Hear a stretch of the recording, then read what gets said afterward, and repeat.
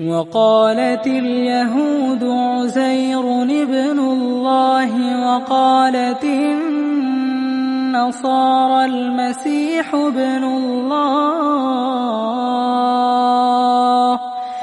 ذلك قولهم بأفواههم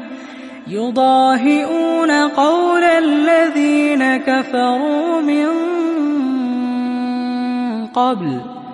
قاتلهم الله أنى يؤفكون اتخذوا أحبارهم ورهبانهم أربابا من دون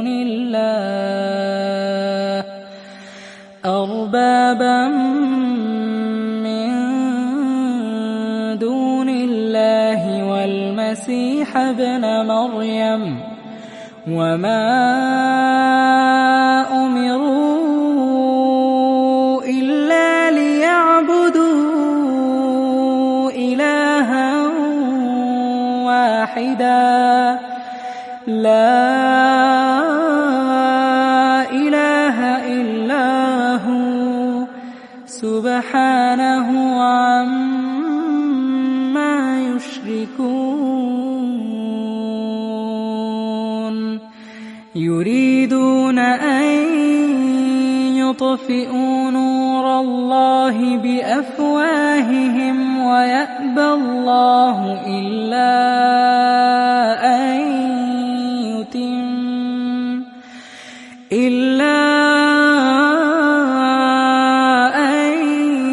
يتم نوره ولو كره الكافرون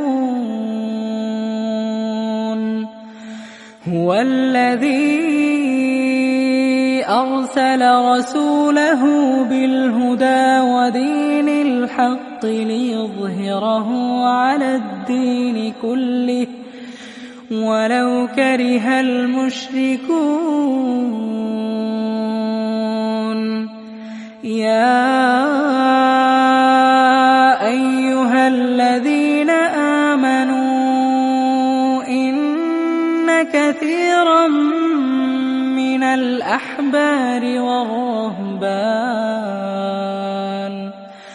من الأحبار والرهبان ليأكلون أموال الناس بالباطل ويصدون عن سبيل الله والذين يكنزون الذهب والفضة ولا ينفقونها في سبيل الله فبشرهم بعذاب أليم يوم يحمى عليها في نار جهنم فتكوى بها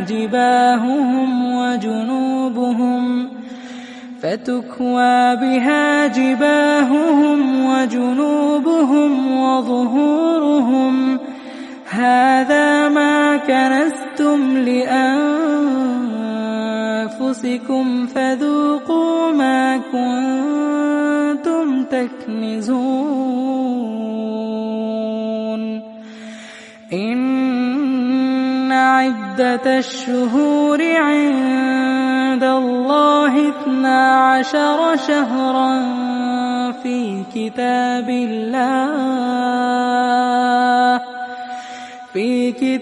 الله يوم خلق السماوات والأرض منها 4 حرم ذلك الدين القيم فلا تظلموا فيهن أنفسكم وقاتلوا المشركين كافة كما يقاتلونكم كافة واعلموا المتقين إنما النسيء زيادة في الكفر يضل به الذين كفروا يحلونه عاما ويحرمونه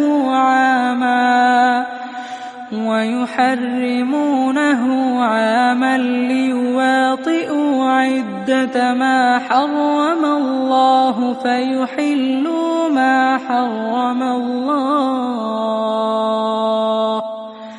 زين لهم سوء أعمالهم والله لا يهدي القوم الكافرين يا أيها الذين آمنوا ما لكم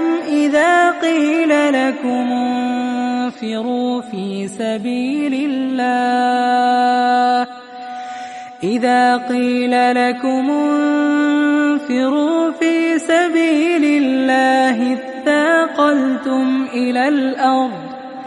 أرضيتم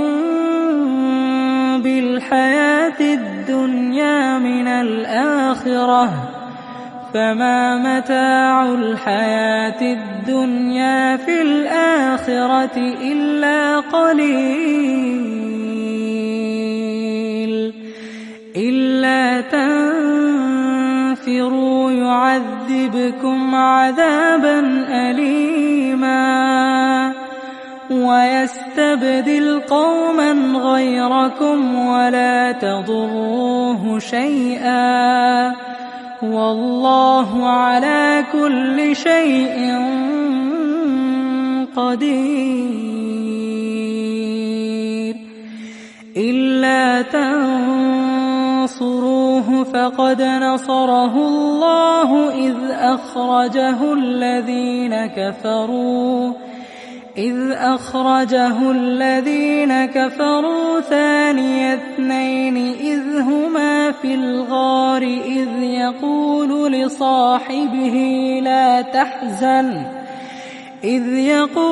لصاحبه لا تحزن إن الله معنا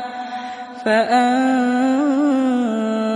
الله سكينته عليه وأيده بجنود لم تروها وجعل كلمة الذين كفروا السفلى وكلمة الله هي العليا والله عزيز حكيم انفروا خفافا وثقالا وجاهدوا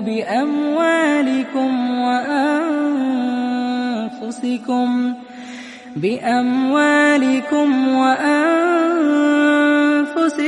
في سبيل الله ذلكم خير لكم إن كنتم تعلمون لو كان عرضا قريبا وسفرا قاصدا لاتبعوك ولكن بعدت عليهم الشقة وسيحلفون بالله لو استطعنا لخرجنا معكم يهلكون أنفسهم والله يعلم إنهم لكاذبون عفى الله عنك لم أذنت لهم حتى يتبين لك الذين الذين صدقوا وتعلم الكاذبين. لا يستأذنك الذين يؤمنون بالله واليوم الآخر أن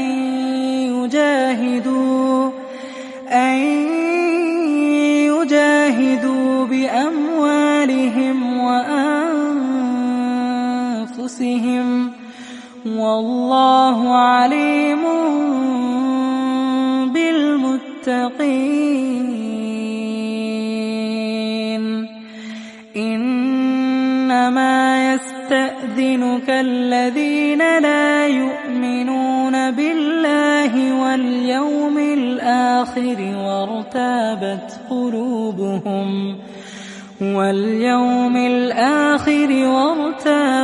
قلوبهم فهم في ريبهم يترددون. ولو أرادوا الخروج لأعدوا له عدة ولكن كره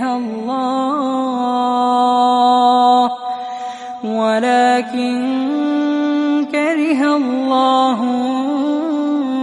بعاثهم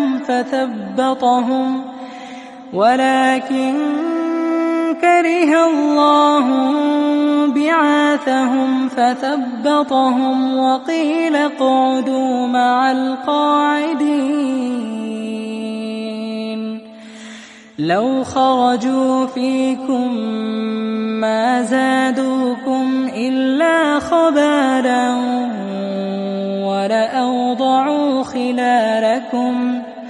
ولأوضعوا خلالكم يبغونكم الفتنة وفيكم سماعون لهم والله عليم بالظالمين. لقد ابتغوا الفتنة من قبل وقلبوا لك الأمور حتى جاء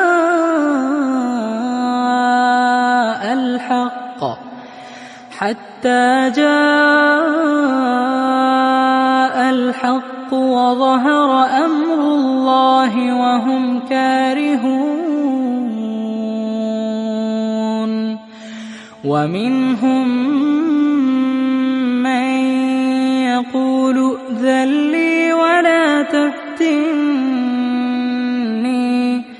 ألا في الفتنة سقطوا وإن جهنم لمحيطة بالكافرين. إن تصبك حسنة تسؤهم وإن تصبك مصيبة يقولوا قد أخذنا أمرنا من قبل ويتولوا وهم فرحون. قل لن يصيبنا إلا ما كتب الله لنا هو مولانا وعلى الله فليتوكل المؤمنون. قل هل تربصون بنا إلا إحدى الحسنيين ونحن نتربص بكم أن يصيبكم الله بعذاب من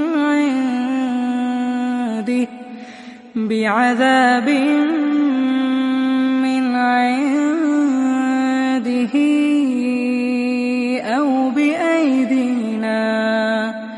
فتربصوا إنا معكم متربصون قل أنفقوا طوعا أو كرها لن يتقبل منكم إنكم كنتم قوما فاسقين وما منعهم أن تقبل منهم نفقاتهم إلا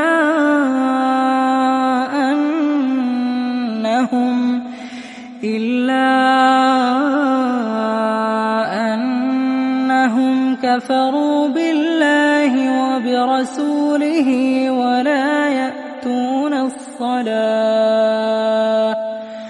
ولا يأتون الصلاة إلا وهم كسالى ولا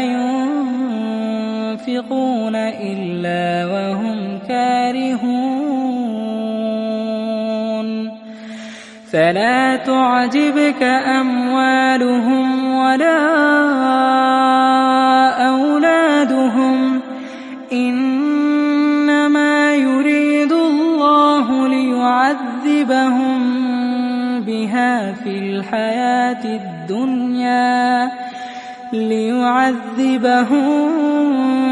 بها في الحياة الدنيا وتزهق أنفسهم وهم كافرون ويحلفون بالله إنهم لمنكم وما هم منكم ولكنهم قوم يفرقون لو يجدون ملجأ أو مغارات أو مدخلا لولوا إليه وهم يجمحون ومنهم من يلمزك في الصدقات فإن أعطوا منها رضوا وإن لم يعطوا منها إذا هم يسخطون ولو أنهم رضوا ما آتاهم الله ورسوله وقالوا حسبنا الله سيؤتينا الله من فضله ورسوله إنا إلى الله راغبون إنما الصدقات للفقراء والمساكين والعاملين عليها والمؤلفة قلوبهم وفي الرقاب والغارمين وفي سبيل الله وابن السبيل فريضة من الله والله عليم حكيم ومنهم الذين يؤذون النبي ويقولون هو أذن قل أذن خير لكم يؤمن بالله ويؤمن للمؤمنين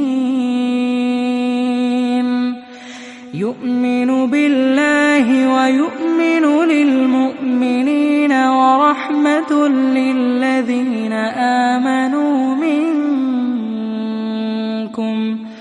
والذين يؤذون رسول الله لهم عذاب أليم يحلفون بالله لكم ليرضوكم والله ورسوله أحق أن يرضوه إن كانوا مؤمنين. ألم يعلموا أنه من يحادد الله ورسوله فأن له نار جهنم خالدا فيها ذلك الخزي العظيم. يحذر المنافقون أن تنزل عليهم سورة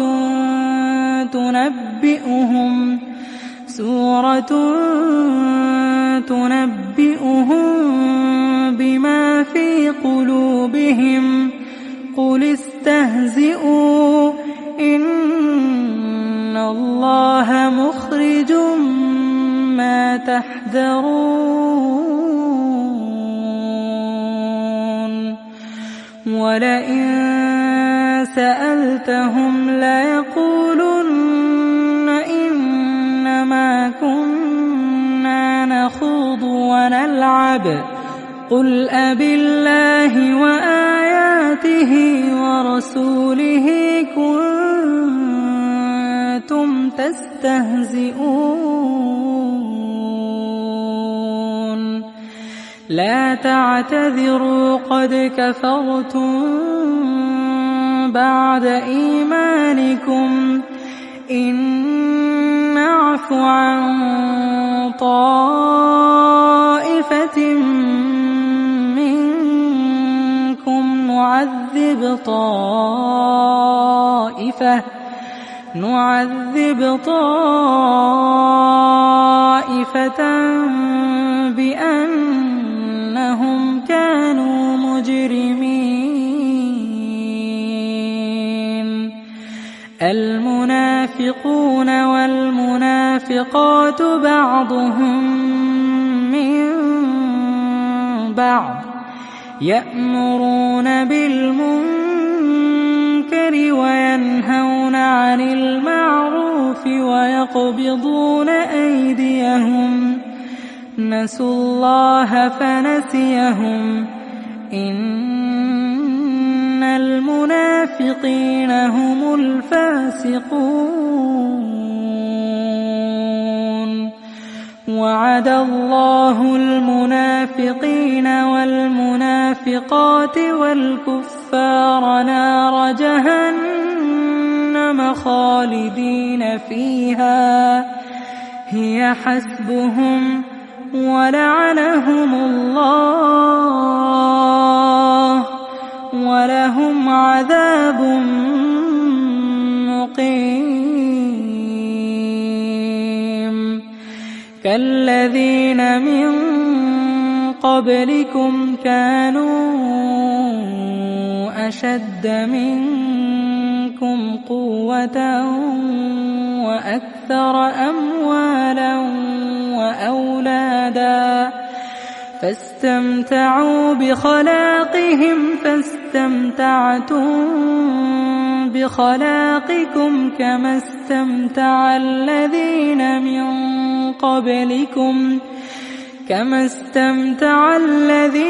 من قبلكم بخلاقهم وخضتم كالذي خاضوا أولئك حبطت أعمالهم في الدنيا والآخرة وأولئك هم الخاسرون.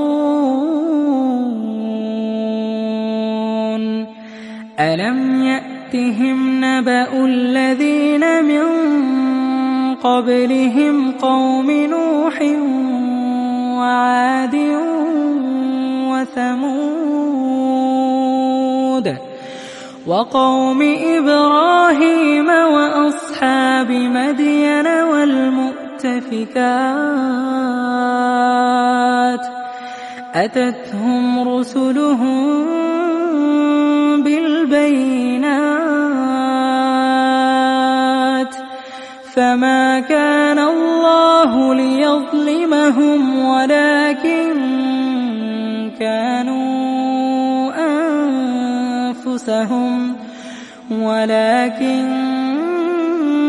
كانوا أنفسهم يظلمون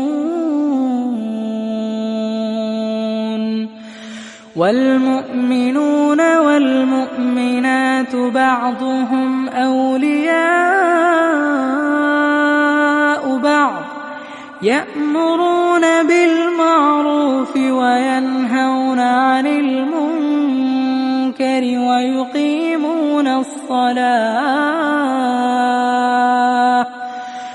ويقيمون الصلاة ويؤتون الزكاة ويطيعون الله ورسوله أولئك سيرحمهم الله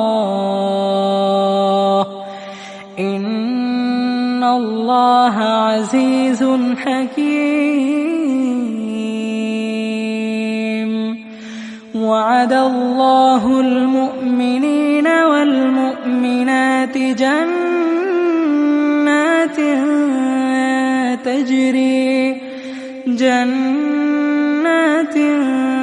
تجري من تحتها الأنهار خالدين فيها ومساكن طيبة في جنات عدن ورضوان من الله أكبر ذلك هو الفوز العظيم.